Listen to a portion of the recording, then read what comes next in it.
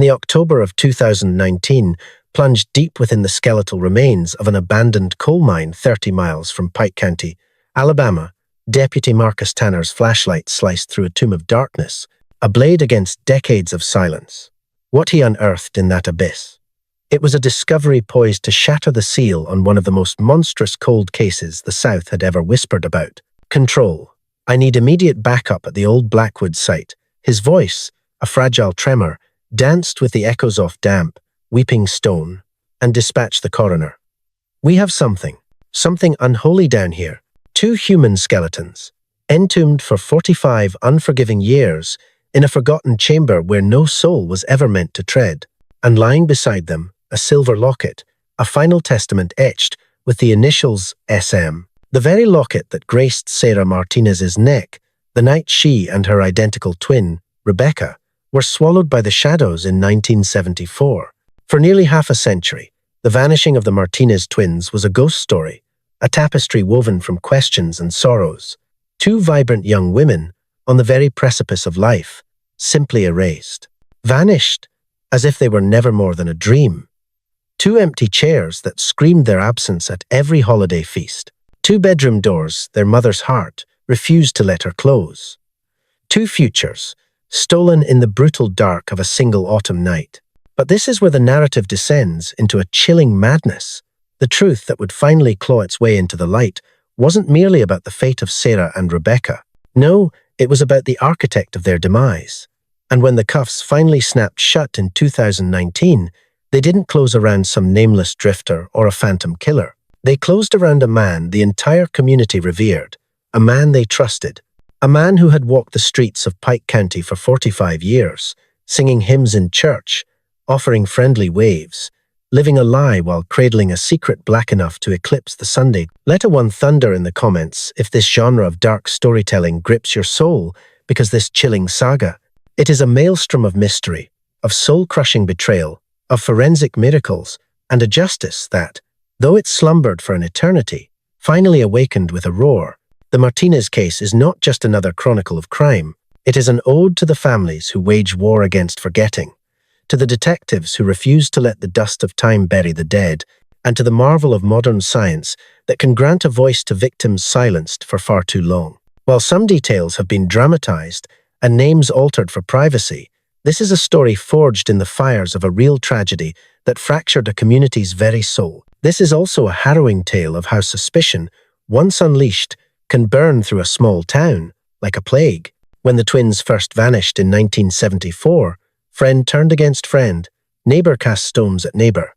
The bonds of community frayed and snapped. The desperate search for Sarah and Rebecca didn't just turn over stones, it exposed the deep, hidden fissures beneath the quaint facade of small-town America fissures that would rupture violently when the truth erupted 45 years later. What makes this story so profoundly haunting is the chilling proximity of the truth, all along, the prime suspect. He was a whisper in the original investigation back in '74, but he slipped through their fingers, a serpent shedding his skin. For decades, this man stood among them at vigils held for the very girls he'd taken. He met their parents' grieving eyes in the grocery aisle. He wore the mask of an innocent man while concealing an act of unimaginable evil. Declare in the comments the state from which you are bearing witness, for I want to feel the pulse of how far this story's echoes travel and how its sorrowful song connects us all, across every border and town. Tonight, we plunge into the heart of the abyss that was October 1974. We will navigate the labyrinthine, decades-long quest for answers. And we will unveil the staggering breakthrough that finally brought a long-overdue reckoning to one of Alabama's most enigmatic and heartbreaking cold cases. This is a symphony of loss, of relentless persistence, of masterful deception, and ultimately, of a justice that was not denied, only dreadfully delayed. Let us now turn back the pages of time to where the first shadow fell. Pike County, Alabama, in 1974, was a place woven from the threads of familiarity, or so it seemed. A population of just over 25,000 souls was sprinkled across its rolling farmlands and quiet townships. Doors remained unbolted. Children chased the daylight until the streetlights hummed them home. The county seat of Troy, with its humble downtown square, was the town's living room, the stage for commerce, gossip, and the shared rhythm of life. The early 70s had breathed a restless change into this corner of Alabama, to be sure. The tremors of the civil rights movement were still settling, with integration unfolding at the deliberate, cautious pace of the rural South. The Vietnam War had carved 17 names onto the county's memorial and returned dozens more men as ghosts of their former selves. A quiet dread was seeping in as factory jobs began to vanish, though the local coal industry still offered a lifeline of steady work, perilous work, but steady. Murphy's Diner, a sentinel at the corner of Main and Walnut, bathed the sidewalk in the warm, electric hum of its neon sign each evening. It was a landmark, a sanctuary. The diner was more than an eatery, it was the county's heart. It was the forum for farmers debating crop futures over steaming coffee, the haven for high school sweethearts in booths after the game, the refuge for third-shift workers seeking solace before descending into the mines or facing the textile looms. It was at Murphy's where Sarah and Rebecca Martinez began their chapter of adulthood, right after their graduation from Pike County High in 1972. In a town where Hispanic families were a rarity, the identical twins were a brilliant, undeniable presence. Their father, Robert Martinez, had transplanted his family from the sun-scorched earth of Arizona to Alabama's green hills back in 1965, when the girls were just 13. He'd accepted a foreman's role at the Blackwood coal mine, a position that promised a better life than the West could offer. The Martinez twins were reflections of one another, yet their souls were cast in different light. Both stood a delicate 5'4", with cascades of glossy black hair falling past their shoulders, their eyes the color of warm, rich earth, and smiles that, as patrons of Murphy's would attest, could ignite the entire room. But to a discerning eye, their spirits were etched in singular, subtle strokes. Sarah, the elder by a mere 7 minutes, parted her hair on the left and possessed a quiet gravity that commanded attention. Her dream was a noble one to become a nurse, and she saved every earned cent with a fierce devotion.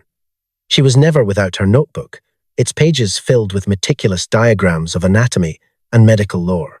This young woman was a warrior for her own future.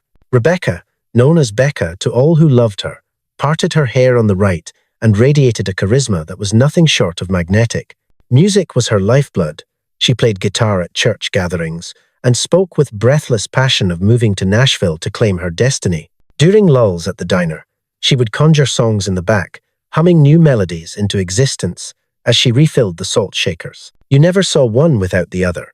Donna Wilkins, the manager of Murphy's Diner back in '74, would later recall. They shared shifts, a car, sometimes even their clothes, but they were their own women. Sarah was the architect, always seeing the world 3 moves ahead. Becca, she danced in the moment. She was the one you'd find twirling in the kitchen when a song she loved came through the radio static. October 17th, 1974, dawned as an unremarkable Thursday. No omens in the sky, no chill premonition in the air. The twins arrived for their afternoon shift at Murphy's at 2 p.m. On the dot, clad in matching blue uniforms and crisp white aprons. The diner pulsed with more life than usual. A regional sales conference had brought a surge of hungry customers, and an early dismissal at the high school had unleashed a flood of teenagers clamoring for milkshakes and fries. The spectral images from the security camera, grainy, silent, and black and white, yet preserved like a sacred relic, show the twins moving through their final hours of normalcy. There is Sarah, methodically resetting her section, a portrait of diligence. And there is Rebecca, leaning over the counter, sharing a laugh with old Mr. Henderson, her face illuminated by that incandescent smile. At 7 minutes past 8 p.m., they clocked out for the last time. They gathered their tips, a respectable sum for a Thursday. They waved their goodbyes to the night manager, Tommy Chen. "See you tomorrow." Sarah's voice rang out, a cheerful promise as she untied her apron. Those 4 words, laced with an innocence they could not know was fatal, were the last anyone at Murphy's would ever hear her speak. The twins' ritual walk home was a path etched into their lives down Main Street, past the stoic courthouse square, and then 5 blocks east along Pine Street to the humble neighborhood they called home. The route was a familiar embrace, bathed in streetlight glow. They had made this journey hundreds of times. They had never known fear on this path. On that specific evening, witnesses recalled a final, tender pause in their journey, a stop at Henderson's pharmacy to purchase a birthday card. Their mother's birthday was just a week away, and Maria Martinez cherished the cards from her girls above all else. The clerk at Henderson's, a woman named Judith Abernathy, would forever be haunted by the fact that she was the last known person to lay eyes on the Martinez twins while they still drew breath. They were so full of life, she would later tell investigators, her voice a shattered whisper, Sarah was looking for a card with roses.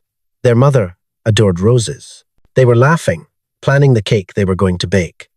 They left around 8:30, heading east on Pine. The distance from the pharmacy's door to the safety of their home was a walk of roughly 12 minutes, perhaps 15, if one were to stroll, to dream, to savor the autumn air, unaware of the abyss that was waiting to open beneath their feet. As the clock hands crept past 9:15 in the evening, and the twins had not yet crossed the threshold, a seed of dread began to bloom in their mother Maria's heart. By 9:30, that dread had sharpened into a blade of panic.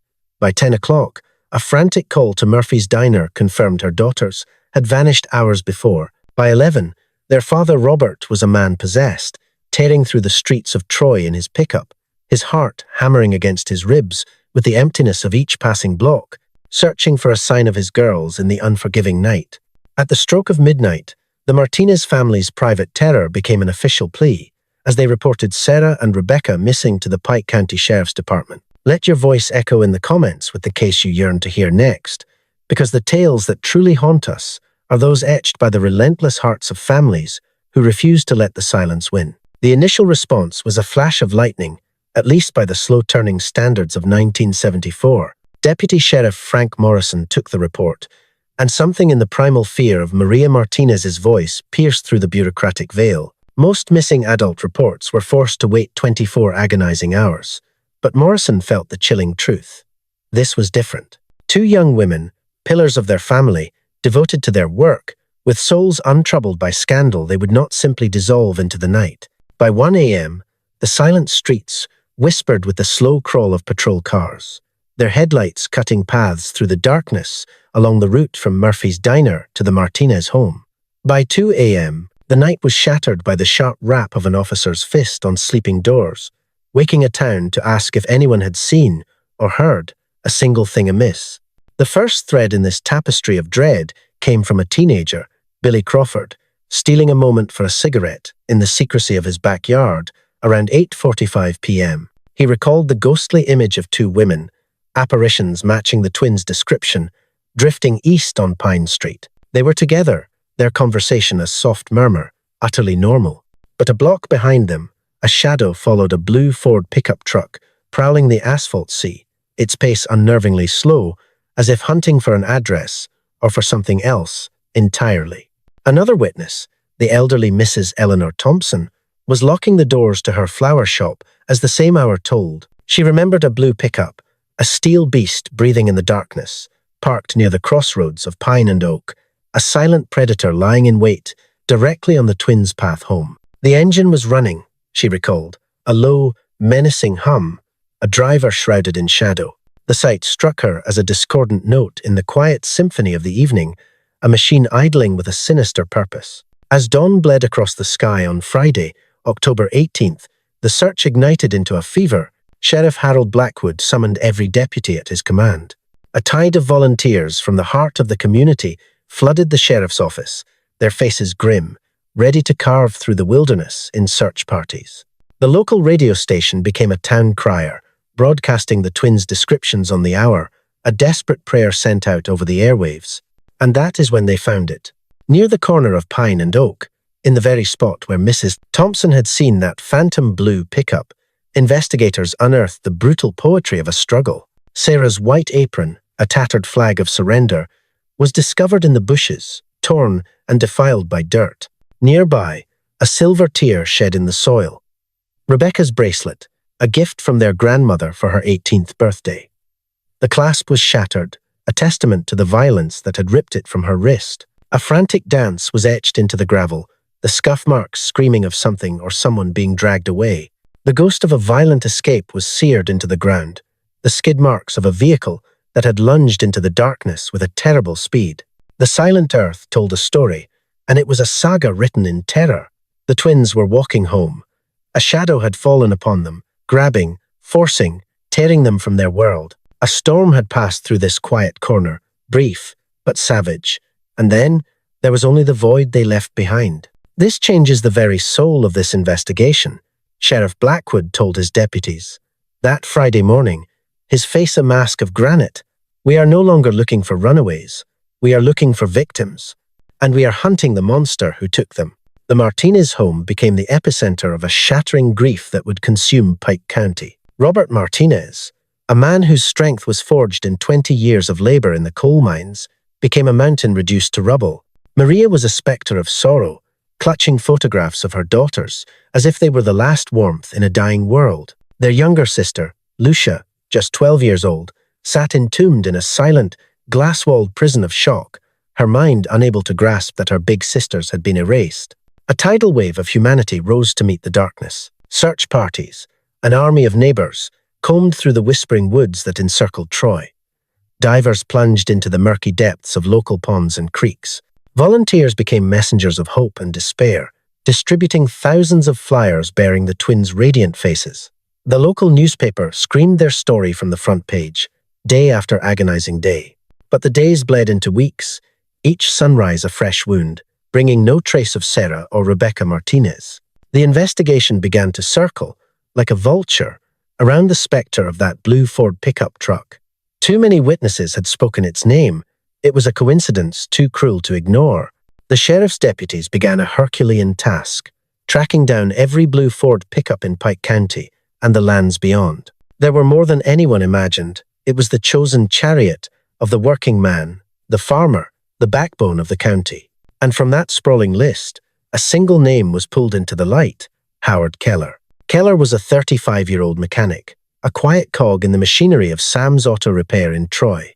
A man stitched into the town's fabric, a quiet shadow who mostly kept to himself. He caused no ripples, paid his debts, warmed a church pew from time to time, and he drove a blue Ford pickup truck. Several employees from Murphy's Diner recalled Keller, a regular fixture seeking his meals. Nothing strange in that the diner was the town's beating heart, but a few waitresses remembered a chilling detail. He seemed to orbit Sarah, always requesting a table in her section. He would linger over his coffee, his gaze a patient, unnerving study of her every move. One waitress, Patricia Reynolds, told investigators that Keller had probed her for information about Sarah. Did she have a boyfriend? What time did her shifts end? It was a cold spark in the rearview mirror of my memory, Patricia confessed. Guys were always sweet on the twins. They were beautiful. But looking back at it now, there was something deeply creepy about his laser-like focus on Sarah. On October 25th, a chilling 8 days after the twins were swallowed by the night, Detective James Murphy brought Howard Keller in, forcing the shadow into the harsh glare of an interrogation room. For 3 hours, a war of words and silence raged. Keller admitted he knew the Martinez twins from the diner, admitted he found Sarah a magnetic presence, but he built a fortress of denial around any involvement in their disappearance. His alibi was a story with no witnesses, a perfect, solitary void. He was home alone on the night of October 17th, tending to his truck in his garage. With his grudging consent, investigators descended upon Keller's property. They dissected his blue Ford pickup truck with a surgeon's precision. They found a void.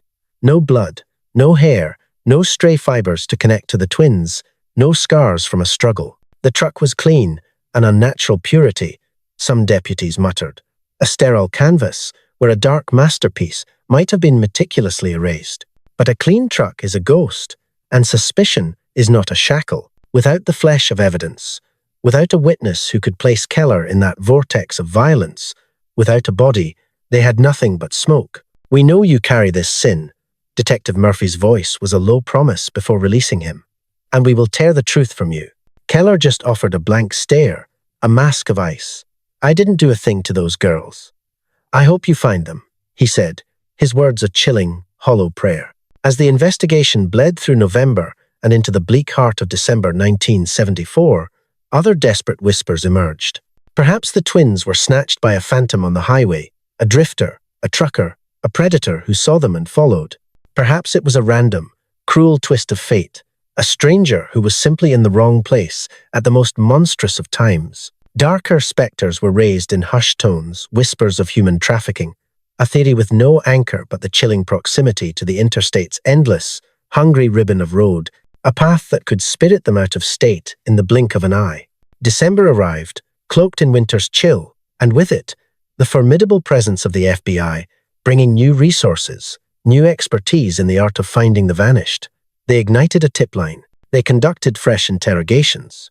They brought the cold, hard lens of sophisticated science to bear on the physical evidence, applying a new wave of pressure against the unyielding wall of silence. But as the first snows of Christmas 1974 fell, the trail had vanished into an icy void, a silence as deep and cold as the grave. For the Martinez family, that first Christmas was a hollow echo of joy, an unbearable torment without Sarah and Rebecca.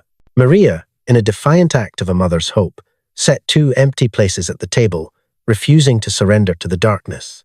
Every night, Robert's car became a ghost, haunting the streets of Troy, its headlights a prayer cutting through the shadows, searching for a miracle. If this story has already seized you, smash that subscribe button, because the odyssey that unfolds next is a testament to decades of unrelenting heartbreak and a will of iron. The dawn of 1975 brought with it a bitter, chilling truth that settled over Pike County like a shroud.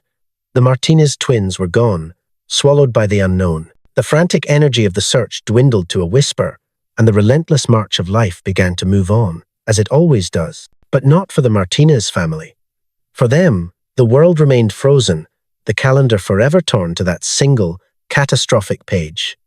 October 17th, 1974, Robert Martinez was consumed by a righteous fire, a father's desperate obsession to reclaim his daughters from the void.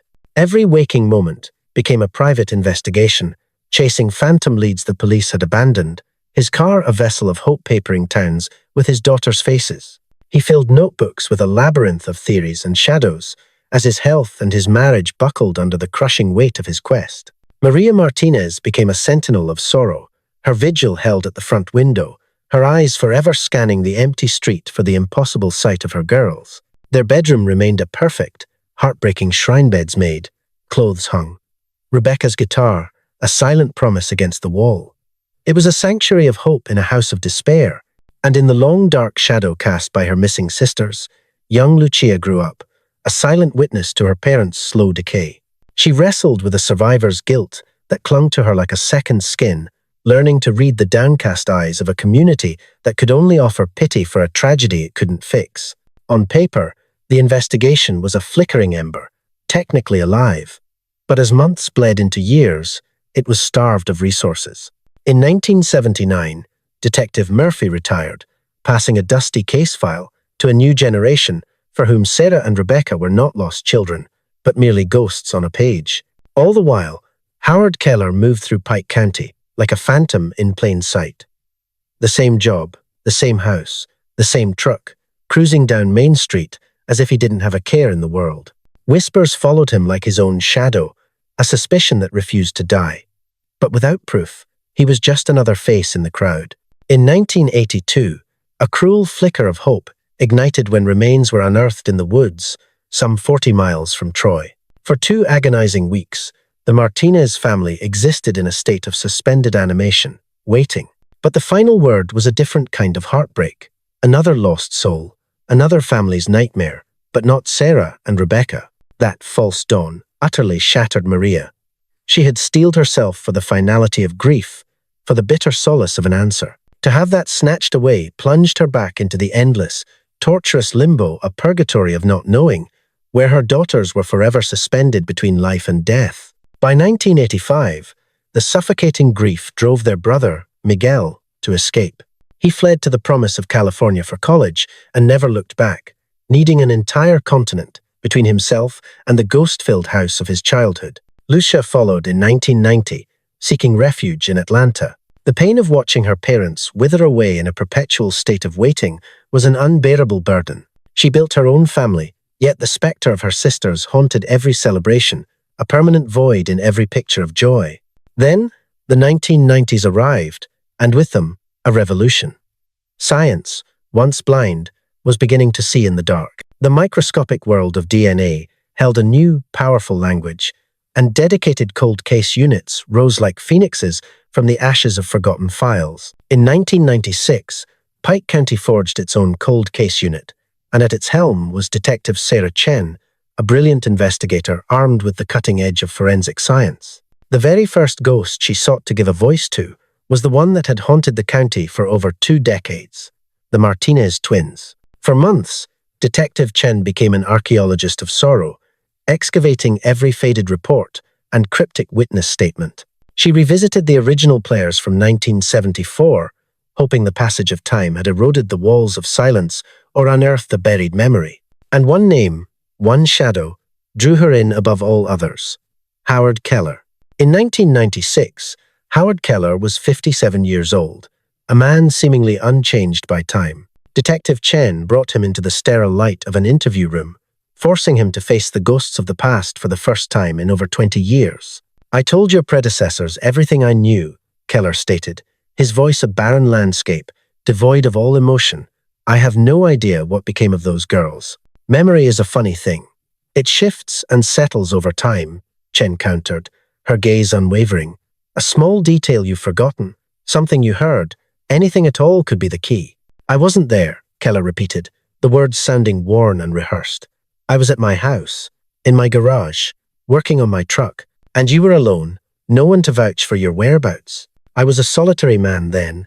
I'm a solitary man now." Chen circled him with questions, probing for any crack in his fortress of denial, but his story was a seamless wall of stone. He was a master of indifference, his face a blank canvas, even when confronted with the bright, smiling faces of Sarah and Rebecca. He gave her nothing. But a detective's instinct is a powerful thing, and Chen's was screaming. It was in the flicker of his eyes that refused to meet hers, the unnatural stillness of his hands, a forced calm. And the answers, they came just a fraction of a second too fast, as if pulled from a well-rehearsed script. She turned to the silent witnesses, locked away in evidence bags from 1974, hoping the magic of modern science could make them speak. But time had been unkind. The samples were ghosts of themselves, and the tests returned a single, frustrating word: inconclusive. The trail, once again, had turned to dust. Silence fell over the Martinez case once more. Robert's heart, broken by years of grief, began to physically fail him. Maria's vision dimmed, the world growing hazy, but still, she took her place by the window, a ritual of hope that had outlasted more than 20 years of darkness. If your heart is pounding, hit that like button, because the moment we're about to witness, the single discovery that shatters 2 decades of silence, is coming next. The dawn of the 2000s unfurled a new era of technological wonders, with digital databases sprawling like intricate webs. Across the nation, cold case investigators began to weave together threads of information with breathtaking efficiency as the phantom science of genetic genealogy emerged as a hunter of ghosts, a tool to name the nameless. Yet for the Martinez family, the world stood still. The years bled into one another, a relentless passage of time that dulled the blade of pain but could never erase the scar. The questions remained, echoing in the hollow chambers of their hearts. In 2010, on the 36th solemn anniversary of the twins' vanishing, the local paper resurrected their ghost story. It featured haunting interviews with the Martinez parents, now etched with age, their hope a flickering candle against an endless wind. The article stirred the embers of public memory, coaxing a few new whispers, but each one dissolved into nothing. Howard Keller, now a man of 71 winters, and long retired from his life of grease and steel, was a name mentioned in the ink, a person of interest questioned and released. For the story, he offered only a fortress of silence. In the periphery of this cold drama, another life was reaching its final chapter. Keller's neighbor, an elderly woman named Elaine Harper, received a terminal diagnosis. As she began the somber ritual of putting her life in order, she sifted through the artifacts of her past, deciding which memories to keep and which to let burn. In a journal from the autumn of 1974, a single entry seized her attention, a voice from a long-forgotten night. For more than 40 years, Elaine had shared a fence line with Howard Keller, their lives running in quiet parallel. But the words she'd written on October 18th, 1974, the very night the Martinez twins were swallowed by the darkness, painted a scene that had long slept in her memory. Her own script described a night stolen by a throbbing headache, a time when sleep was a distant shore. Around 2 in the morning, a sound had pierced the stillness, Keller's garage door groaning open. From her window, she witnessed a strange midnight baptism hymn, washing his truck in the driveway, a lone flashlight cutting through the gloom as he scrubbed the truck bed like a man trying to wash away a soul-deep stain. Back then, she dismissed it as the peculiar obsession of a mechanic. But now, viewed through the grim filter of 4 decades and the specter of 2 lost girls, the memory transformed into something sinister and profound. Elaine Harper wrestled with the weight of this resurrected truth. Keller was her neighbor, a fixture of her life for decades. How could she point a finger, casting him as a monster, based on a single, spectral observation from a lifetime ago? But the grave beckoned, and the thought of carrying this secret to her final rest while the Martinez family starved for closure became an unbearable burden on her conscience. In March of 2011, Elaine Harper picked up the phone and spoke the name of Detective Sarah Chen. Chen raced to Harper's home, where she was shown the journal entry, the handwriting a crisp and clear ghost from 1974. Elaine explained she'd never pieced it together, never connected that strange midnight cleansing to the girl's disappearance until the end of her own story was in sight.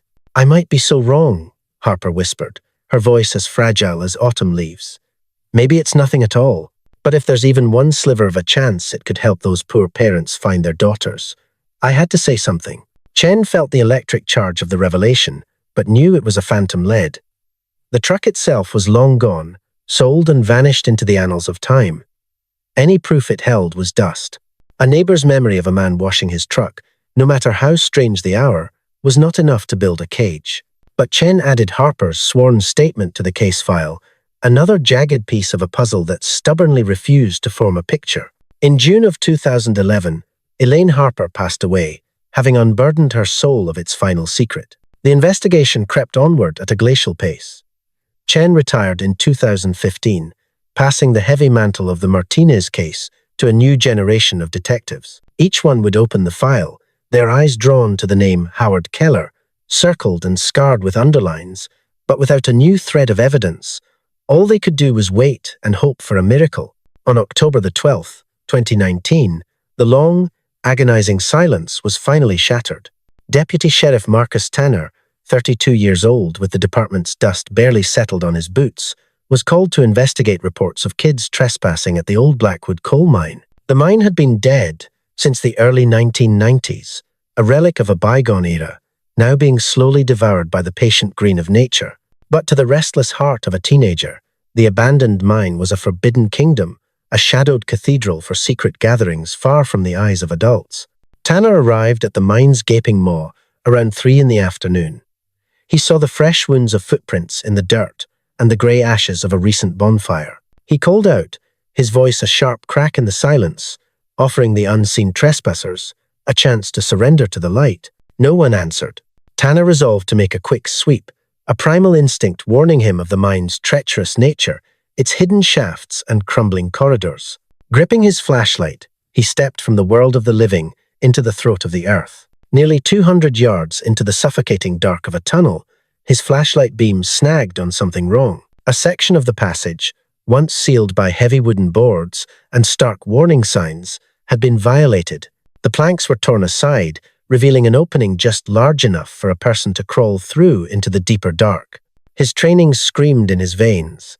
He keyed his radio and called for backup, not out of a sense of immediate danger, but from a cold, creeping certainty that he stood at the threshold of something awful. While he waited, a terrible curiosity gnawed at him. He pushed his flashlight through the breach, its beam cutting a desperate path through the sealed-off blackness. And in that moment, the darkness showed him its terrible secret. 2 skeletal figures, laid side by side in what appeared to be a crypt carved from the living rock. Their bones were draped in the decaying threads of old fabric, and there, resting against the hollow of a skull, a silver locket on a chain gleamed like a single, trapped tear in his light. A fist of ice clenched in Tanner's gut. He had seen death, but this was an ancient sorrow. This was a place of secrets, a tomb that had been deliberately hidden from the world for a lifetime. Stumbling back from the abyss, he reached for his supervisor, his voice a tremor of dread as he uttered the unspeakable discovery. "Tell a friend who craves the chilling embrace of a true mystery, for the revelations to come will shatter every expectation." Before the hour was out, a tide of law enforcement consumed the Blackwood mine. Sheriff Patricia Williams herself stood at the heart of the storm as the coroner, forensic artisans, and seasoned investigators descended into the unfolding nightmare. 1,000 flashes of light captured the silent tragedy before the fragile remains were tenderly lifted from their tomb. The silver locket, a whisper from the past, was sealed away as evidence, while forensic teams combed the very soul of that hidden chamber, hunting for a ghost of a clue to name the lost and condemn the guilty. The locket was the key, the first sliver of light in an abyss of darkness. As layers of time were gently polished away, 2 letters emerged from the silver's surface, an elegant script that screamed a name into the silence: S.M. Sarah Martinez. A jolt of recognition sent Sheriff Williams straight to the archives, to the dust-covered file of the Martinez case.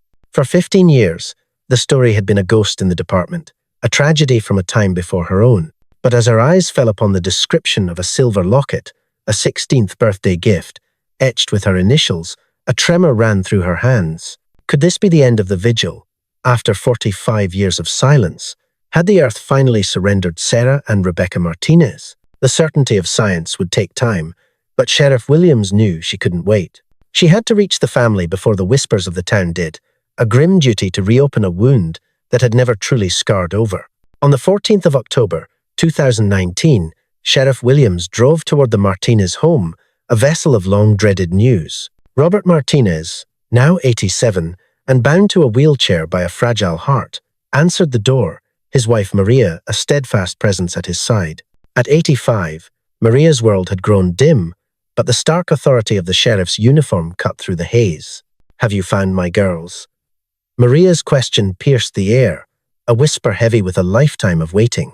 With a heavy heart, Williams recounted the discovery deep within the Blackwood mine. She presented the photographs of the locket, a relic of a stolen youth, explaining that while science sought its final confirmation, every sign, every chilling detail, pointed to Sarah and Rebecca. A storm of grief broke within Robert Martinez. After 45 years of desperate searches, of whispered prayers into the void, an answer had finally come.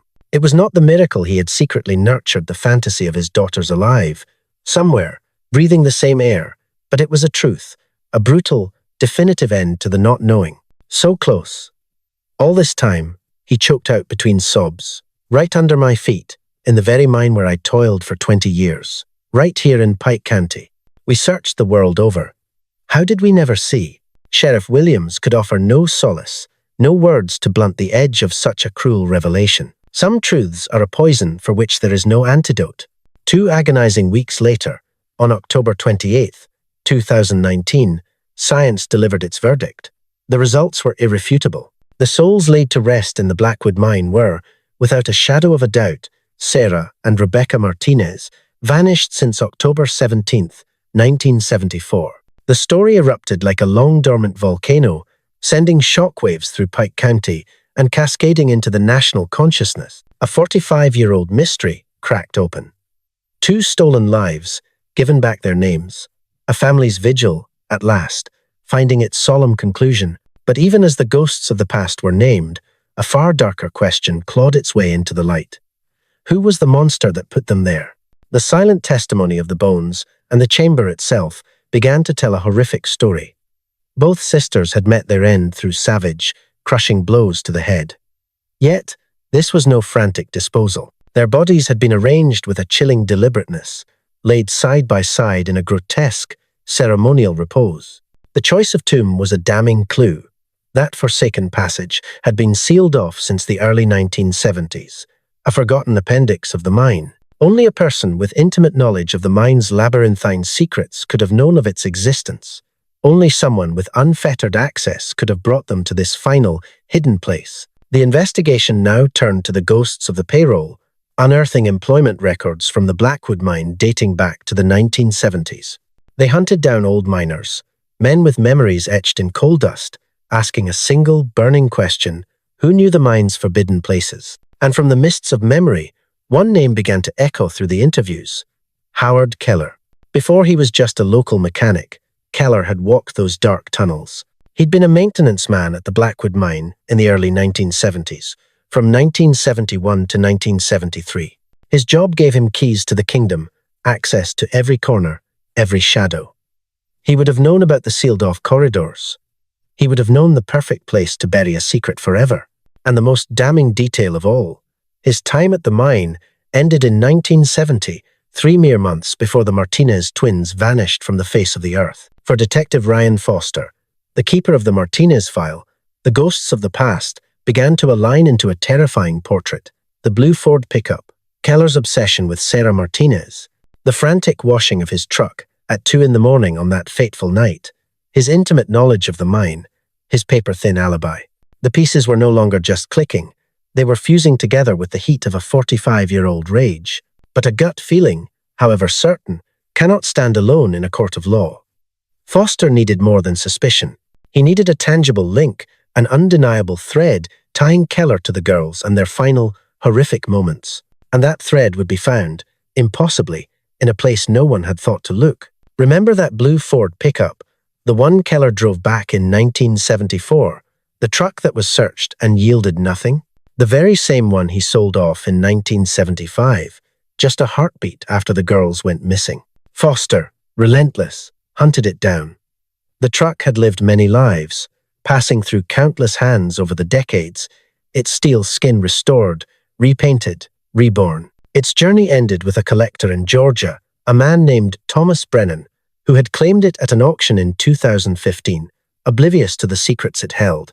When Foster laid out the chilling history, Brennan was stunned to discover his prized possession was a potential witness to a decades-old slaughter. Without hesitation, he surrendered the vehicle to the forensic technicians. The forensic team descended upon that truck, not as a classic, but as a time capsule of a crime scene which, 45 years prior, it had been.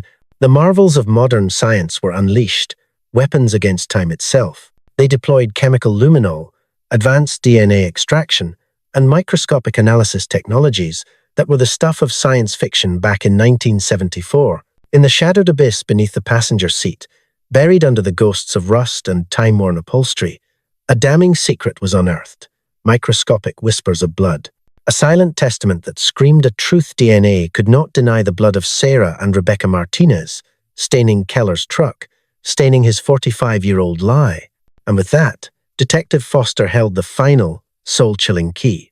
Before the dawn of November 20th, 2019, at the ungodly hour of 6 a.m., a phalanx of deputies descended upon Howard Keller's home, an arrest warrant, their sacred text. Howard Keller, you're under arrest for the murders of Sarah Martinez and Rebecca Martinez. Detective Foster's voice sliced through the morning air, each word a hammer blow of justice as he recited the man's rights. Keller uttered not a word, a statue carved from decades of deceit.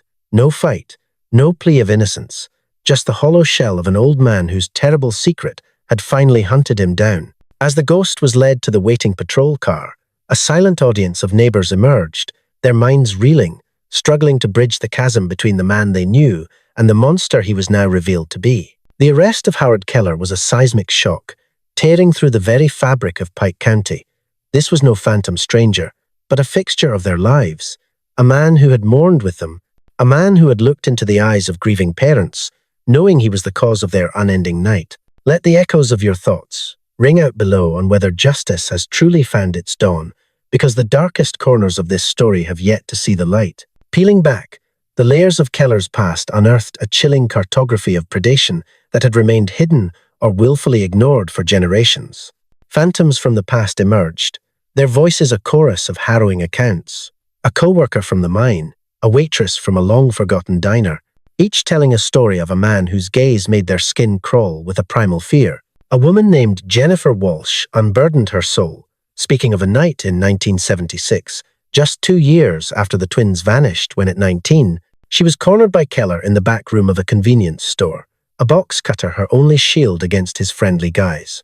I never breathe a word of it, Walsh confessed, her voice a fragile thread woven with decades of regret. It was my word against his. I've always wondered, if I had just screamed louder, would those other girls still be alive? Foster offered words of comfort, assuring her the blame was not hers to carry, but the guilt was a living thing etched upon her face, a scar that time could not heal. It was a tapestry of terror, woven from forensic threads, Elaine Harper's chilling journal, and a documented history of predatory obsession, but the blood from the truck was the undeniable dagger in the heart of his lies. From the fragments of evidence and memory, detectives resurrected the final, horrifying hours of that October night in 1974. The twins, departing Henderson's pharmacy around 8:30 p.m., walked into a meticulously laid trap, their familiar path along Pine Street, stalked by a predator who had memorized the rhythm of their lives. He materialized from the shadows. Did he offer a ride, a lie about their parents' concern, or did he brandish a weapon, forcing them into the metal cage of his truck, where their desperate fight for life began? The blood spatter whispered a brutal tale of injuries sustained within that cursed vehicle. The blunt force trauma, a final, grim punctuation mark to their abduction. He used his intimate knowledge of the Blackwood mine as a crypt, entombing the girls in a sealed-off chamber, a place he believed would hold his secret for eternity, before returning home to scrub away the evidence under the unknowing gaze of his watchful neighbor. For 45 years, the monster wore a human mask, his answers to police always a calm, consistent symphony of deception, even fooling a polygraph with the cold detachment of a man without a soul. He walked through a normal life while the Martinez family was ripped asunder, while a father drove himself to ruin searching, while a mother became a statue at a window, while two empty chairs, at every holiday table, screamed a silent, agonizing accusation. The trial of Howard Keller was poised to begin in March of 2020, the prosecution's case, a fortress of evidence against a defense built on whispers of circumstance and the hollow claims of an old man's innocence. But on the second day of the solemn ritual of jury selection, the narrative took a stunning and unforeseen turn. Behind the cold finality of closed doors, Keller's attorney summoned the prosecution, and in the hallowed silence of the judge's chambers, a bargain with the devil was struck. He would offer a confession, a spoken testament to 2 counts of second-degree murder, in exchange for sparing him the specter of the death penalty, a symbolic gesture, for at 80 years old, life in prison was its own death sentence. The scales of justice were now placed in the trembling hands of the Martinez family. The choice to accept this devil's bargain was theirs and theirs alone. From the fragile vessel of his wheelchair, Robert Martinez, a man hollowed by time and sorrow, spoke with a chilling clarity. I want to hear the words from his mouth. If his guilt is the price for that, then yes. Maria Martinez, a woman whose world had stopped turning decades ago, offered only a silent, weary nod, her exhaustion, a language deeper than words. And so it was, on March 12, 2020, Howard Keller stood in Pike County Superior Court, and with a voice as steady and cold as a tombstone, he admitted to the slaughter of Sarah and Rebecca Martinez. The facts of his crime delivered without a flicker of remorse or a single word of apology. Judge Eleanor Simmons sealed his fate with 2 consecutive life terms, a final, damning judgment with no chance of parole. Mr. Keller, you have carved a chasm of 45 years from the heart of the Martinez family, Judge Simmons declared, her voice echoing with resolve. You have woven a tapestry of immeasurable pain. While the law dictates your punishment, history will etch your name not as the man you pretended to be, but as the soulless phantom you truly are. Bound in steel, Keller was led from the light of the courtroom. His gaze swept once over the Martinez family, a fleeting, chilling touch. His expression was a barren wasteland, utterly unreadable. As the monster disappeared from view, Robert Martinez watched, tears carving rivers into his weathered face. A whisper escaped his lips, a prayer, 45 years in the making. My girls can rest now. Chapter 2. The verdict of Howard Keller's guilt sent a tremor through Pike County, an aftershock 45 years delayed. For nearly half a century, the community had been haunted by the mystery of the Martinez sisters. Now, they were haunted by the truth that the devil had been walking among them all along. The local diner, once a hub for idle chatter, became a sanctuary for whispered reckonings. Neighbors who had shared a nod with Keller at the market, who had trusted him with their cars, now wrestled with the chilling duality of the man they knew and the demon he was revealed to be. I sold him a Christmas tree back in 1998, recounted Gary Mitchell, his voice hollow. He was polite, paid in cash, wished me happy holidays. How do you reconcile that? How do you accept the same hands that shook yours had snuffed out 2 young lives?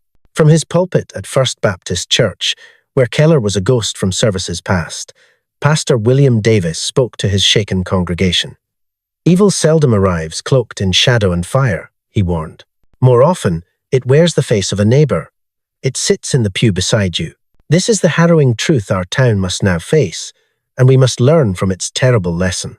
Drop a number 2 in the comments if that revelation stunned you, because while Keller was a shadow from day one, the fact he breathed free air for 45 years while the Martinez family suffocated in grief makes this a particularly cruel twist of the knife. For the Martinez family, Keller's conviction unleashed a tangled storm of emotions that the simple word closure could never hope to contain. Yes, the truth was finally unearthed. Yes, justice, in the eyes of the law, had prevailed, but 45 years was a lifetime too long to wait. Robert Martinez, now 87 and frail, had poured nearly half a century of his life into the void left by his daughters. That quest had consumed him, defined him, and aged him with a sorrow that ran deeper than years.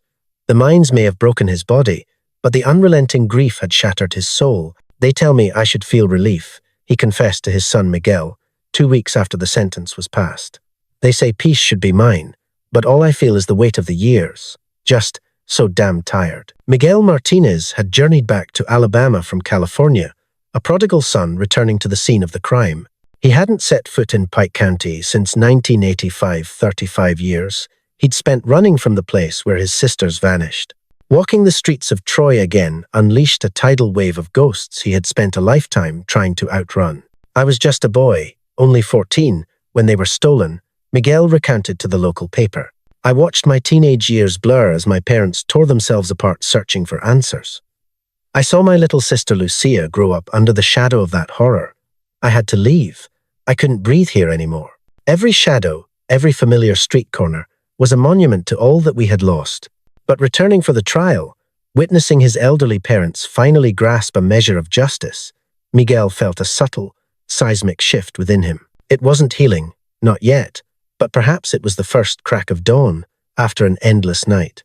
Lucia Martinez Thompson, her husband's name a shield she wore, returned from Atlanta, her 3 children in tow. Her kids knew their aunts only as beautiful, tragic figures in a story, the ghosts who disappeared.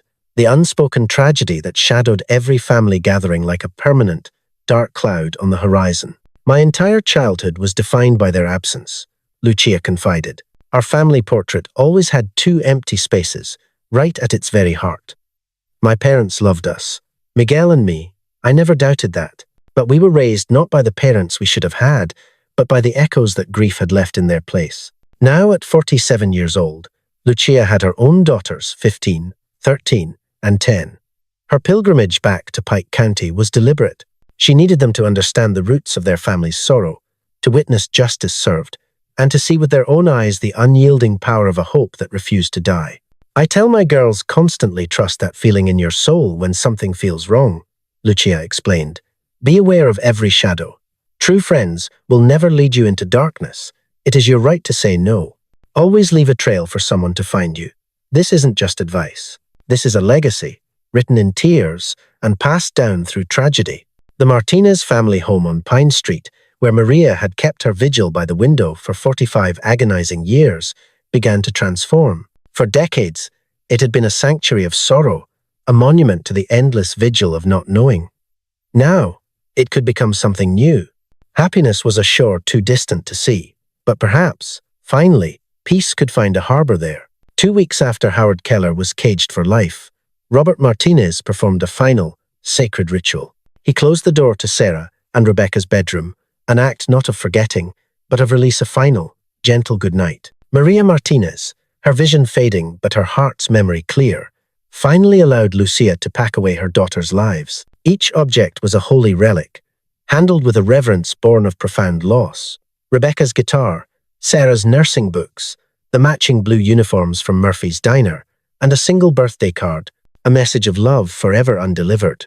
The bulk of the clothing found a new purpose at a women's shelter in Troy.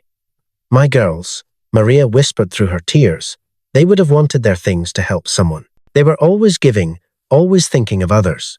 But Maria kept the most precious artifacts, photographs, dozens of them, now carefully enshrined in albums, no longer clutched as desperate talismans of hope. Rebecca's guitar, which Lucia hung as a tribute in the living room, and Sarah's silver locket, a silent witness returned from the cold grip of evidence. She held it to the light, a tiny star in the dim room.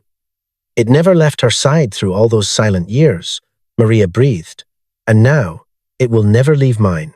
If this story has seized you, press that like button, because the aftershocks of this case radiate far beyond the walls of a single home. On the 15th of April, 2020, just 1 month after Keller's conviction, Robert Martinez finally found his own peace, slipping away in his sleep. His family was his anchor, Miguel at one side, Lucia at the other, and Maria holding his hand until the end. The hospice nurse offered a gentle truth. He held on until he knew. Sometimes, they just need permission to go. I believe knowing the man who took his daughters was behind bars, that was the permission he was waiting for. Hundreds of souls from Pike County came to pay their respects at Robert's funeral. Many knew him from the grueling years at the Blackwood mine, but all remembered him as the father whose search never ended, the man whose truck was a rolling memorial of missing flyers, a beacon of hope that burned until his very last day. Detective Ryan Foster stood amidst the mourners. His dress uniform, a stark symbol of a victory that felt hollow. He was the man who had finally closed the book on their nightmare, yet pride eluded him, replaced by the crushing weight of time. Mr. Martinez passed from this world, knowing the truth. Foster's voice resonated at the graveside, a solace many families never find. But that truth arrived 45 years too late. The system, the very investigation in 1974, it betrayed him. We allowed a monster to breathe free air for decades. That is a failure I will carry to my grave. They laid Robert Martinez to rest in the Pike County Memorial Cemetery, in a plot of earth meant for 4 souls. An act of faith from decades past, he had secured 2 spaces for himself and Maria, and 2 for Sarah and Rebecca, a silent promise that one day his fractured family would be whole again. And there, amidst the grief, Maria Martinez made a stunning declaration. "It is time for my daughters to come home," she proclaimed, her voice a fragile, yet unbreakable thread. "They have languished in the cold darkness of an evidence locker for far too long. Their place is here, beside their father." Though a labyrinth of bureaucracy stood in the way, the county moved with uncharacteristic speed. And so, on May 1st, 2020, 45 years, 6 months, and 14 agonizing days since they vanished, Sarah and Rebecca Martinez were at long last returned to the earth, to rest beside the father who never gave up hope. Their final farewell was a quiet affair, a sacred circle of family and friends. Pastor Davis spoke of lives violently interrupted, of justice that slumbered but did not die. He implored them to see beyond the tragedy, to remember that Sarah and Rebecca were not cautionary tales, but vibrant souls whose futures were cruelly stolen. Miguel Martinez, a man who had built a world of success for himself in California, stood to deliver the eulogy, and his voice, a fragile vessel for immense pain, shattered with every memory he shared. "I was their shadow, the annoying little brother," he began, a ghost of a smile touching his lips. "Sarah, she was my anchor, patiently guiding me through homework I fought against. She was born to be a nurse. You saw it in the gentle way she mended the world, bandaging my scraped knee with the focus of a surgeon. And Becca, she gave me music.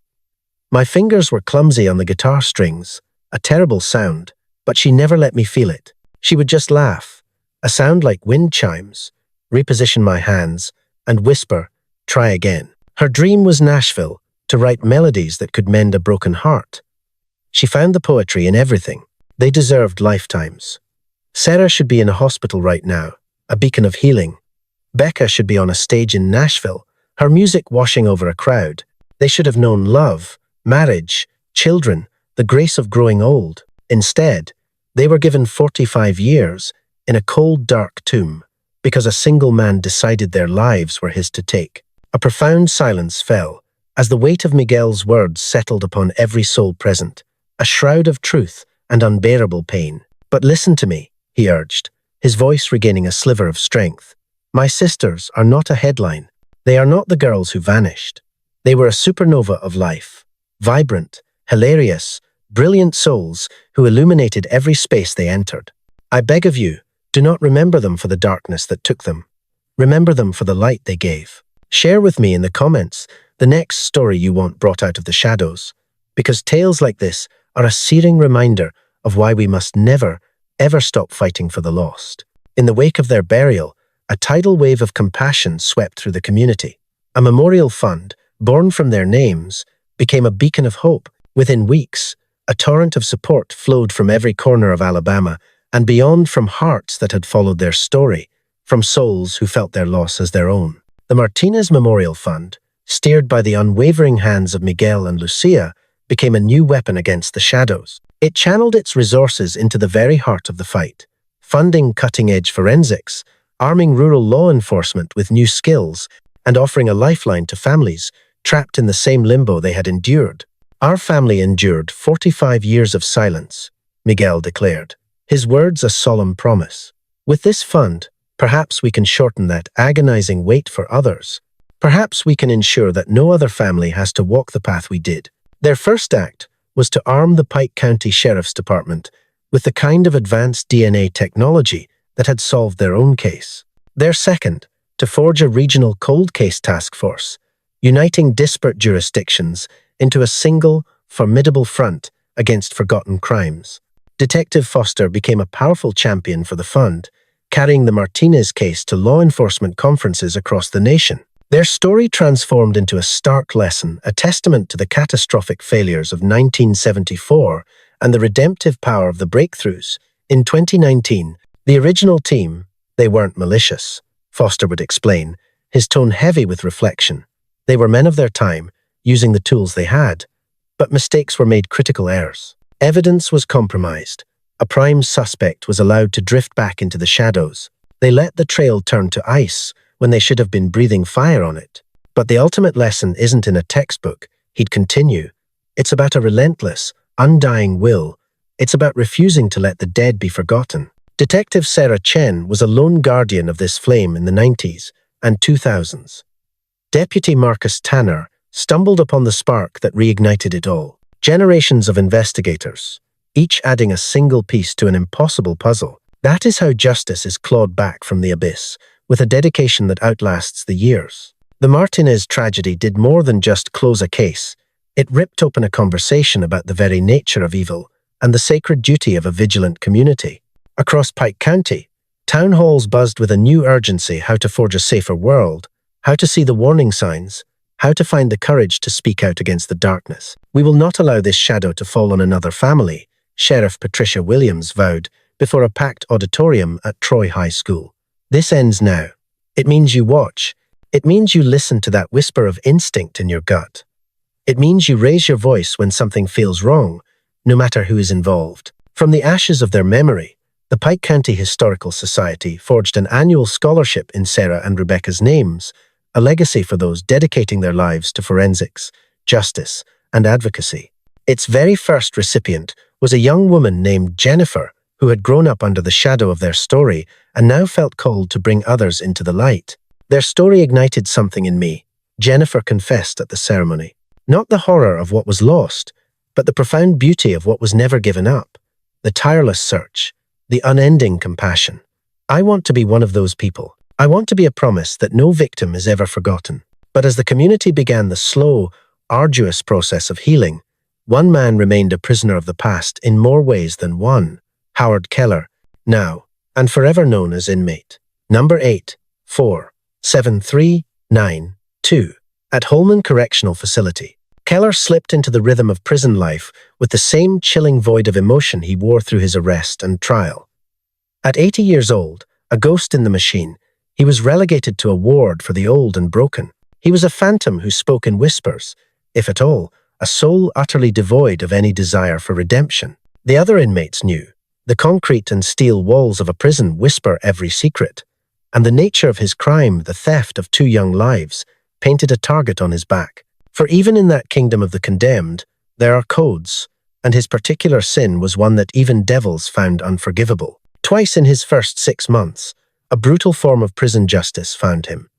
Once, a searing baptism in the cafeteria. Another time, a violent meeting in the yard left him with 2 fractured ribs. After that, he was forced to live in the shadows of protective custody, a coward hiding from the consequences of his own evil. The prison psychologist, a doctor, Raymond Torres, tried time and again to excavate the man's soul, to find the root of the darkness that drove him to such an unspeakable act. But Howard Keller remained a fortress, silent and impenetrable, the reasons for his evil locked away forever. Torres's reports painted a chilling portrait of a man, emotionally encased in ice, writing, "He is a void, the most profound emotional vacuum I have ever witnessed. An utter abyss where empathy, remorse, or self-awareness should be. When the Martinez twins are mentioned, a wall of silence rises, or a fog of feigned forgetfulness descends. It's a haunting mystery. Is this a mind truly shattered, a calculated deception, or a soul so fractured it has disowned its own monstrous acts?" Keller was a ghost in his own life, receiving no visitors, his voice never gracing a telephone line. He haunted his cell, just as he had haunted the free world after extinguishing the light of Sarah and Rebecca, a hollow silhouette where a soul was meant to be. The Martinez family received chilling, periodic communiques from the Department of Corrections, but they never sought the specter of his name. He had stolen worlds from them. They refused to grant his memory another inch of their sacred ground. "I refuse to think of him," Maria Martinez declared, her voice ablaze in a rare interview on the first anniversary of his caging. "I think of my daughters. I dream of the lives they were robbed of. That man is a void. He is simply a specter who will fade away in prison, forgotten and forsaken, which is the only justice he truly deserves." If this haunting tale of justice unearthed has seized your soul, become part of our chronicle by striking that subscribe button, because we are about to journey into the very heart of how this case forever altered the shield of law enforcement across the state. The Martinez case became a seismic event, carving a new path for cold case investigations in Alabama. The Alabama Bureau of Investigation forged new sacred protocols for preserving the whispers of evidence, ensuring that cases sleeping for decades would awaken to the power of modern forensic alchemy. A sweeping digital ledger was born, a ghostly tapestry to track the vanished and name the unknown. The very essence of unsolved crimes, their DNA, was woven into national databases, cross-referenced with the vast chronicles of genealogy, and reawakened by the latest technology every 5 years. The Martinez twins were discovered by a twist of fate, a soul stumbling upon their final resting place, confessed ABI Director Thomas Caldwell. But what of the countless victims still cloaked in silence? What of the families suspended in an endless twilight? We must forge systems, not pray for miracles. The department also etched new commandments into the training of its investigators. The Martinez case was a searing lesson in the divine importance of the first 48 hours, and the solemn vow to never let a trail go cold, to never truly close the book on a stolen life. Every unsolved case is a family trapped in purgatory, avowed Lieutenant Maria Santos, an architect of the new training doctrine. We owe them our relentless pursuit, our unending search, our promise to wield new science as it is born. The Martinez family waited 45 years. That is 45 years too long in the dark. The case also ignited a firestorm of debate, forcing communities to gaze into the mirror and question how they mourn the missing. Advocates raised their voices, pointing to the stark truth that the faces of young white women often command a brighter spotlight than those of minorities or the forgotten souls on society's fringe. Sarah and Rebecca Martinez were Hispanic flowers in a field of white, observed victim advocate Carmen Rodriguez, her words heavy with history. Their story pierced the veil because their family's roar was relentless and the mystery was a siren's call. But we must fight for a world where every lost soul is sought with the same fire, regardless of their bloodline. From this crucible of grief, the Martinez Memorial Fund arose, a beacon of hope, providing grants to cases that might otherwise be swallowed by the shadows, the missing from underserved communities, the whispers of sex workers, the ghosts of the homeless, and the families without a voice to scream for justice. Justice is a birthright for all. Lucia Martinez Thompson proclaimed at a fund gala, her voice ringing with conviction, not just for those who mirror my sisters or hail from storybook homes, for everyone. That is the promise this fund was built to keep. By 2021, just 2 years after the monster was unmasked, the fund's impact was a thunderous echo. 16 forgotten cases in Alabama were resurrected with its aid. 3 of them were solved, delivering a long-awaited peace to families who had waited lifetimes for a final word. Dozens more were stirring, once again alive with the pulse of investigation. One of those resurrected tales was of a young woman named Patricia who vanished into the ether in 1989. Her remains were finally unearthed in 2020, and the secrets in her bones pointed to a former lover. Patricia's mother, after 31 years of wandering in a wasteland of questions, came to the Martinez Memorial Fund's annual dinner to offer her soul's gratitude. You spun your agony into a lifeline for others. She wept, holding Maria Martinez in a sacred embrace. Because of the light you created from your darkness, I finally know my daughter's fate. I finally have peace. These breathtaking moments of connection between families bound by the same unspeakable tragedy became the fund's most profound and unexpected miracle. Sanctuaries of support were formed, gathering those who spoke the unique, agonizing language of loss and the endless, torturous wait for truth.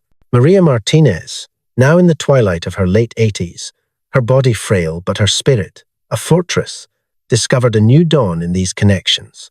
She could offer these broken families a gift few on earth could give, the pure, unvarnished truth of understanding and the defiant hope that answers could still breach the horizon. When my girls were first stolen from me, the loneliness was a living entity. Maria confessed at a support group meeting, her voice a fragile but steady flame. No one could comprehend the singular torture of not knowing. Now, I can look into the eyes of these families and say, I understand. I have walked through your fire, and I can tell them, do not surrender. We waited 45 years, but our day of truth arrived. Yours may come too. Share this saga with anyone who feels the pull of true crime's dark heart.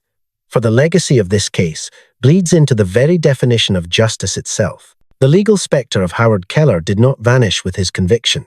In 2021, his defense attorney launched a desperate gambit, an appeal arguing that the secrets unearthed from the truck were tainted fruit, inadmissible due to the chasm of time and the questionable chain of custody. The appeal was shattered against the wall of justice. The court decreed that the relentless march of forensic science grants new eyes to old evidence, and that the prosecution had masterfully chronicled the truck's journey and the sanctity of their findings. Unbroken, Keller launched a second assault, this time crying inadequate legal counsel. This, too, was cast down. The court found his defense had been valiant, a worthy battle fought against a tidal wave of insurmountable evidence. For the Martinez family, each appeal was a fresh phantom's touch on a wound that would not heal. Every legal brief was a forced march back through the battlefield of their trauma, a terrifying return to the fear that the monster might somehow slip his chains. It is a nightmare without end, Miguel confessed to reporters after the second appeal was vanquished. We believed the conviction was the final chapter, but the system endlessly offers him new keys to his cage. My sisters, they get no more chances. They get no appeals. Their silence is eternal. Miguel's raw agony became a battle cry for countless families of victims, a shared torment for those who discover that even when justice is declared, the legal machine continues to grind, inflicting pain with its ceaseless motions and appeals. In the deep cold of January 2022, nearly 3 years after his capture, Howard Keller's dark flame was extinguished in prison. He was 82 years old. The official cause was a whisper of pneumonia, though the entirety of his being had been crumbling for months. The Department of Corrections delivered the news to the Martinez family, a final, hollow protocol. The reaction was a profound silence. There were no cheers, no sense of a final score settled. He was simply an echo that had faded, taking his last, buried secrets with him into the void. I thought I would feel a tremor when he died, Lucia confessed. A wave of relief, perhaps, or the closing of a circle. But in truth, I felt nothing. He was an irrelevant shadow in a cell, and he is an irrelevant memory in death. The only thing that breathes with meaning is my sisters and the fight to keep their light alive. Keller had no tribe, no kin to claim his earthly vessel. He was committed to the prison's boneyard, a numbered marker, his only epitaph. In death, as he had chosen in life, Howard Keller was utterly and eternally alone with his sins. The final, shuddering breath of Keller unleashed a maelstrom of media, a last, feverish deluge of attention upon the case. Documentaries bloomed from the darkness, podcasts dissected the anatomy of the investigation, and the digital ether of true crime channels swirled with content, endlessly examining every facet of the haunting tale. The Martinez family navigated this treacherous new terrain with a guarded heart, granting access to their world with deliberate care. They yearned for the world to know the story of Sarah and Rebecca, yet they stood as vigilant guardians of that narrative. So often, the dark star of the monster eclipses all else, but the Martinez clan fought fiercely to ensure the spotlight illuminated their girls, to honor the vibrant humanity that had been stolen. My sisters, Miguel's voice was a blade of steel against the producer's proposals, were not mere plot devices for your spectacle. They were flesh and blood, with lives that burned bright. If you dare to tell this story, you will tell it as a tribute to their memory, not a monument to his evil. Some storytellers honored this sacred pact. Others, chasing ghosts of sensationalism, fell short. The family came to understand a bitter truth. They could not command every echo of the story, but they held absolute dominion over their own voices. They extended their grace to projects born of dignity, while turning their backs on those who peddled in shock, mistaking it for justice. Let your thoughts echo in the comments below. Was this truly justice? For even with Keller silenced by the grave and the case files sealed in dust, the phantom of true justice still whispers its lingering, unanswerable questions. As the seasons of 2022 turned, the formidable strength of Maria Martinez began to wane. Her spirit had been a fortress, withstanding the burial of her daughters, the loss of her husband, the agonizing crawl of appeals, and the final, hollow victory of Keller's demise. But now, at 88 years, the vessel of her body had grown weary of the long war. Lucia returned to the heart of Pike County, a daughter answering the final call to care for her mother. She brought her own girls, a bridge of new life, to know their grandmother in the twilight of her days. And the house on Pine Street, so long steeped in a silent, sacred grief, was suddenly reborn, its halls echoing with the vibrant chaos of teenage laughter, arguments over algebra, and music that pulsed with defiant joy. Grandma, the youngest granddaughter, would whisper, a small, warm presence curled beside Maria on the worn sofa. Tell us the stories again. Tell us about Aunt Sarah and Aunt Becca. And Maria would conjure them from the mists of memory, not as shadows of a tragedy, but as the brilliant souls they truly were. She would paint pictures with her words, of Sarah's gloriously off, key singing, a gift she bestowed upon everyone, wanted or not, of Becca's tender heart, which led a constant parade of stray creatures to their doorstep, of the legendary birthday cake for Robert, a culinary disaster that summoned the smoke alarm not once, but 3 calamitous times. Oh, they were funny, Maria would murmur, a genuine smile blossoming, unearthing memories long buried beneath the weight of sorrow. They filled every room with laughter. That is the truth I need you to carry, not the story of their end, but the glorious symphony of their lives. And so, these precious tales became a sacred inheritance, passed to a new generation, forging the true legacy of Sarah and Rebecca Martinez. They were remembered not as silent victims or somber warnings, but as the incandescent young women they were, frozen in time just before their futures were stolen away. In the fading light of September 2022, on the day that would have marked their 67th year, the family gathered at the silent stones of their graves. Maria, too fragile to stand against the tide of time, was seated in a chair Lucia had thoughtfully provided. They laid down roses, their crimson petals, a poignant echo of Maria's favorite flower, the very reason Sarah had been searching for that one perfect card on their final, fateful night. Happy birthday, my beautiful girls. Maria's voice was a fragile whisper against the cool marble as her fingers traced each name. I'll be with you soon. Just 3 weeks later, on the 17th of October, 2022, 48 years. To the very day her world was shattered, Maria Martinez finally found her peace, passing gently in her sleep. Lucia was there, a steadfast anchor, holding her mother's hand, a perfect, heartbreaking mirror of Maria holding Robert's as he had departed. She held on for one last anniversary. Lucia's voice trembled over the phone to Miguel. I believe she had to mark that terrible date, one final time, a testament that she never forgot, that her love never faltered. And then she was ready to let go. Maria Martinez was laid to rest beside her Robert, with Sarah and Rebecca on his other side, completing the circle. The 4 of them, a family torn asunder by time and tragedy, were finally, blessedly, reunited in the earth. Her funeral was a testament to her life, drawing a sea of mourners from every corner.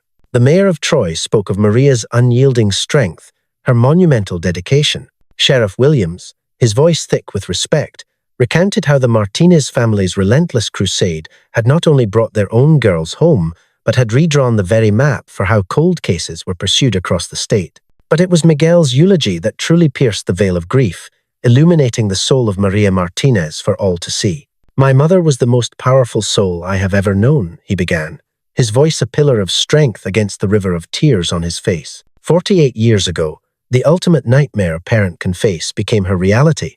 Her daughters were ripped from her life. And for 45 of those agonizing years, she existed in a tormenting limbo, not knowing if they breathed or had perished. A lesser soul would have been shattered, consumed by such a void. Many would have surrendered to the silence, accepted the unknowable, and sought a hollow peace. But not my mother. She held her vigil at that window, a daily sentinel of hope. She kept their room a perfect sanctuary, untouched by time. She never ever relinquished the belief that someday, somehow, the truth would find its way home. And she was right. She lived to see justice, however scarred, delivered.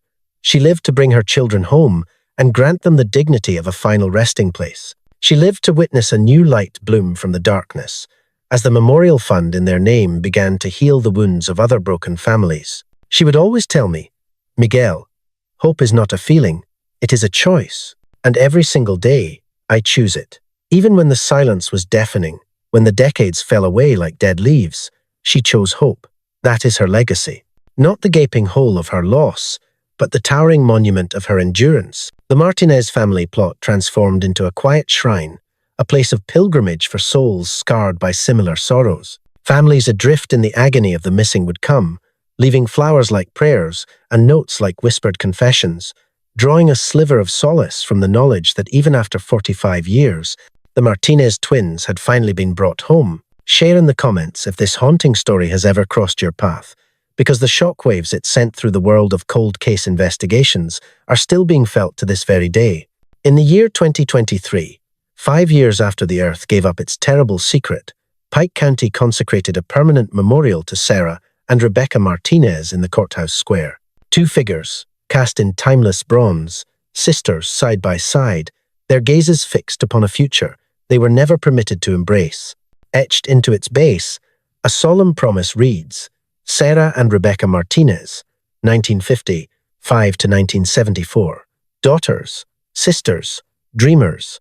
Their lives were stolen, but their memory endures.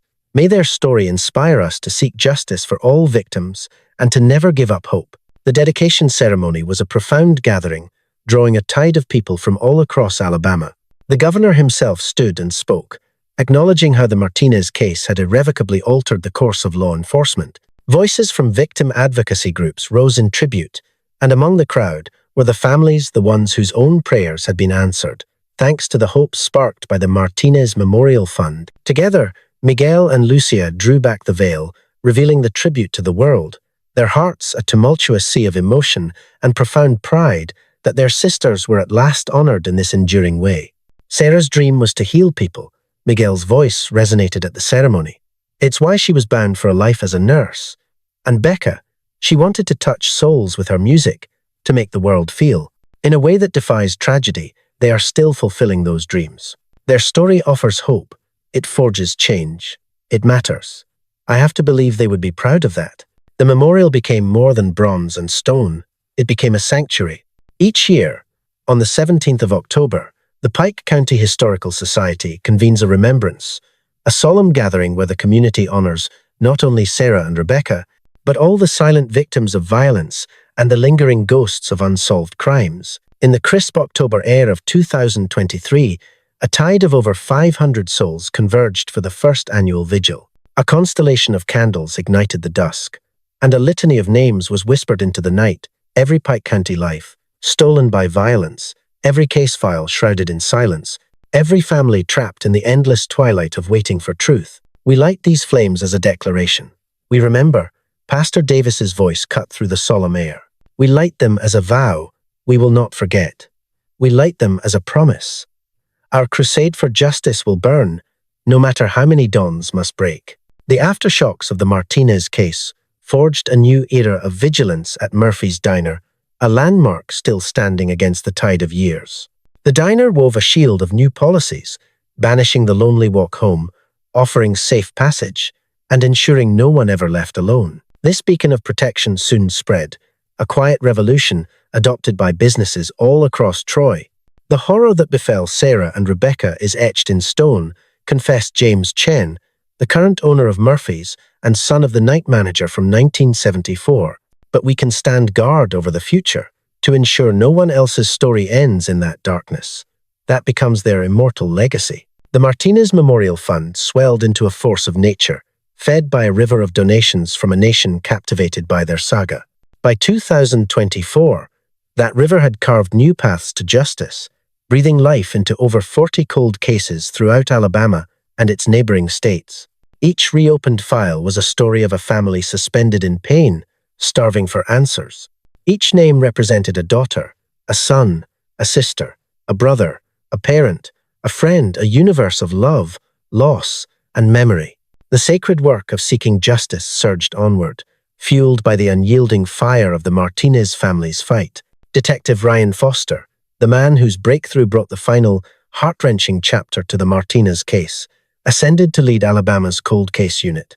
He enshrined the brutal lessons from their investigation, creating a new creed.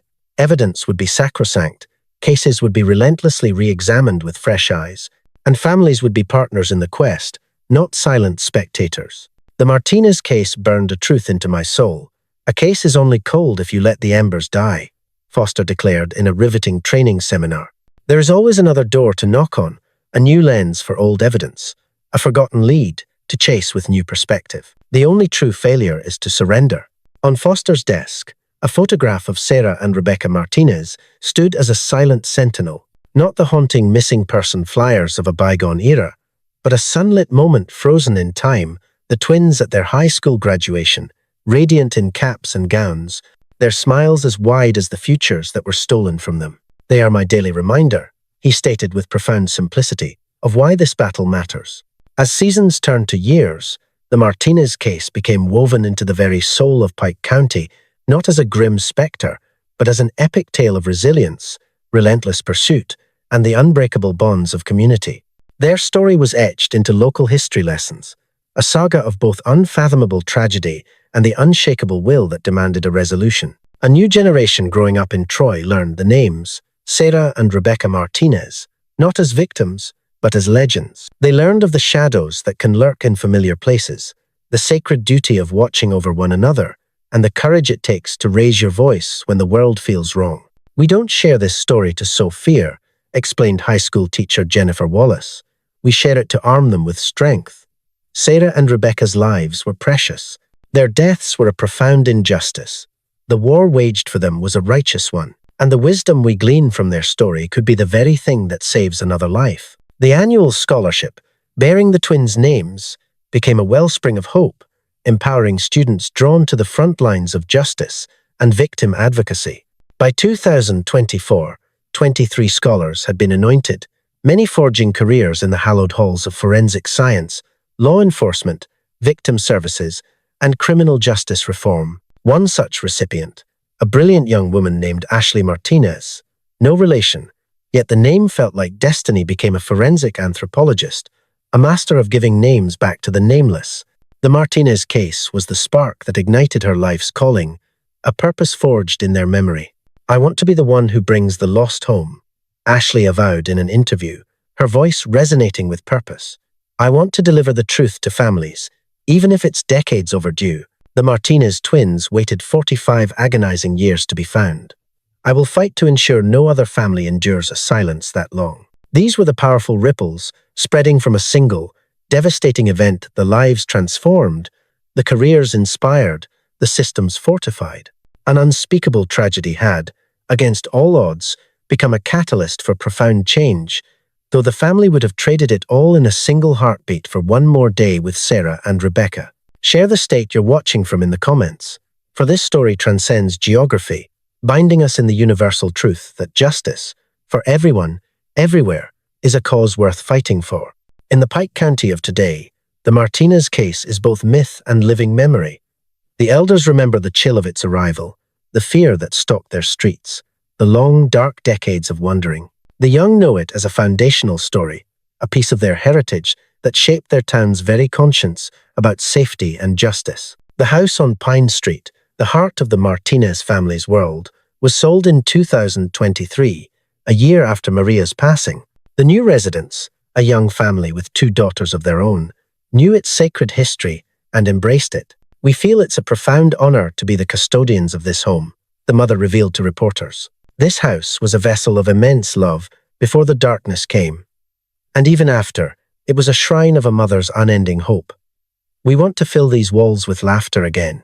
We believe the Martinez family would have wanted that.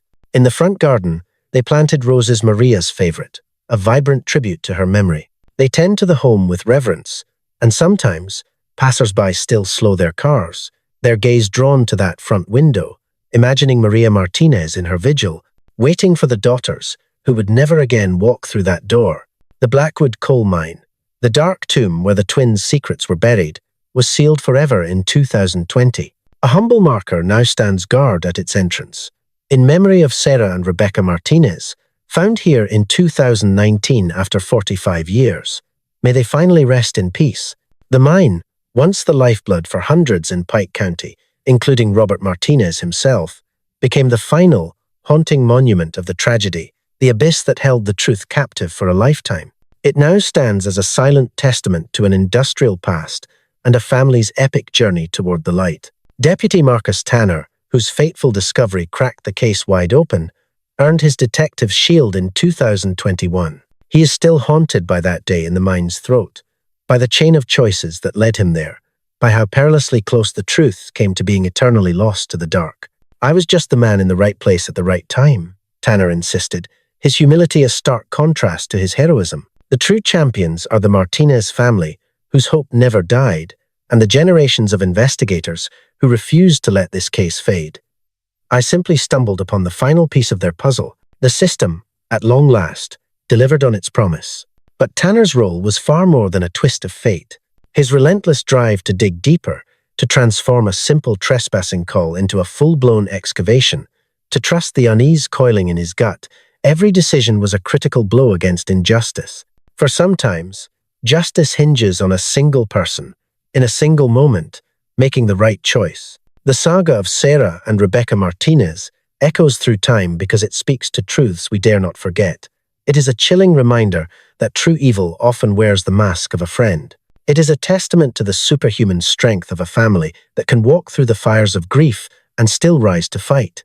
It is undeniable proof that persistence is a superpower, that no case is truly cold, and that the march of science can deliver closure from beyond the grave. But above all, it commands us to remember that victims are never just statistics or names on a faded report. Sarah and Rebecca Martinez were vibrant souls, witty, compassionate, brilliant young women on the cusp of their dreams. They were daughters who were the pride of their parents. They were sisters who were the architects of their siblings' lives. They were friends whose absence left an unfillable void in the world. "Their story cannot end where the tragedy begins," Miguel Martinez declared, his voice a haunting echo in his last public address. True, a monstrous act silenced their hearts. True, they were lost to the world for 45 long winters. True, their fate was a cruel, unforgivable sin. But that is merely the epilogue, not the tale itself. They were so much more than victims etched in sorrow. They were living, breathing souls, deserving of countless more verses. Let us honor the lives they lived, not just the brutal way they were unwritten. This very soul was woven into the fabric of the Martinez Memorial Fund, which chose not to dwell in the shadows of crime, but to champion the light of life, funding music scholarships that echoed Rebecca's song, and nursing grants that honored Sarah's calling, all while fostering community bonds that brought souls together. My sisters were lovers of life. Lucia's voice would tremble, yet remain unbroken. They found magic in the mundane. They were architects of laughter. They were healers of spirit. It is that fire, that brilliant spirit. We honor not the cold darkness that took them. By 2025, the Martinez saga had transcended the grim genre of true crime, becoming a breathtaking epic of resilience, a testament to love's power to forge positive change from the crucible of tragedy. Their family had alchemized their grief into a force for good.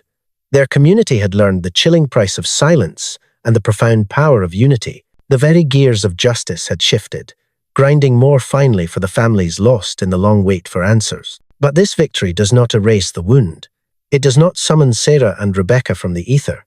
It cannot reclaim the 45 years the family spent suspended in the agonizing void of the unknown. It does, however, ensure their lives, their story, would echo with a meaning far greater than the crime that silenced them. Each year, as the 17th of October dawns, Miguel and Lucia make their solemn pilgrimage back to Pike County with their children, and now their children's children.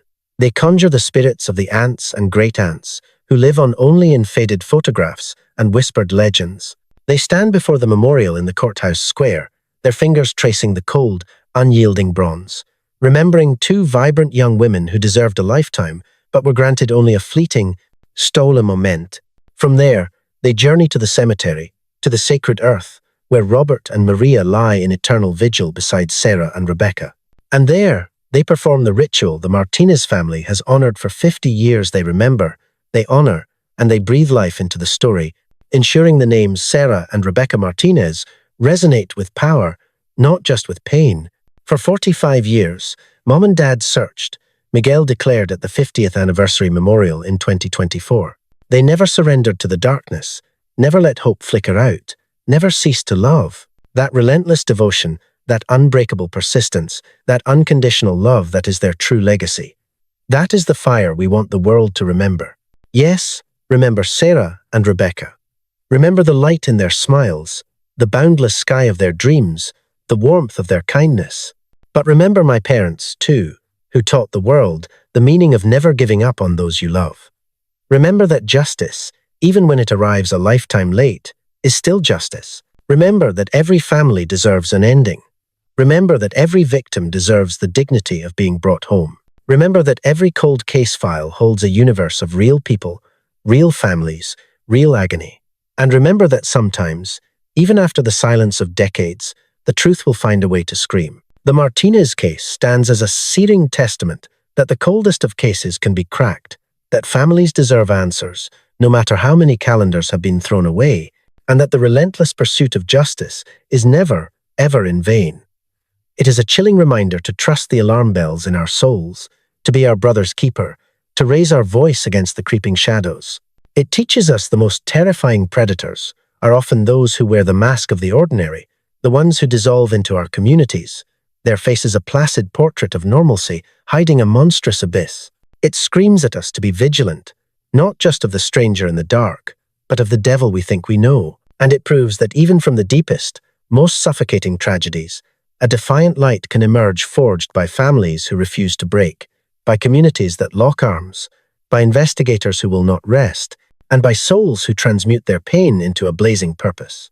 Sarah Martinez dreamed of being a nurse, a mender of bodies and spirits. Rebecca Martinez yearned to be a musician, to weave emotions into melodies that could stir the soul. They were robbed of the chance to live those dreams.